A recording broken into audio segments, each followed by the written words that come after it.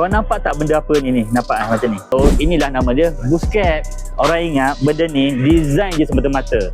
Dah beli lama, dah bertahun tapi tak tahu apa fungsi dia. Ini dinamakan boost cap. Matchbox Superstar 11 Midnight Series ni dia datang sekali dengan boost cap ni. Maksudnya dia bantu untuk menstabilkan impact bila terima bola tu. Satu lagi, bila tangan kita letak kat sini tu, rasa macam terletak je, mudah je nak control macam tu. Bola kena kan, impact tu kan kita senang nak gunalah, nak bantu kita punya return balik tu. Pukulan kita tu akan rasa lagi solid dan lebih best dan lebih padu.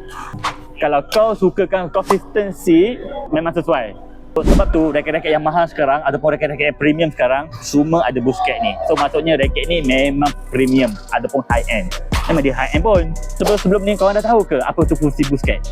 Kalau tahu, bagi tahu saya kat bawah.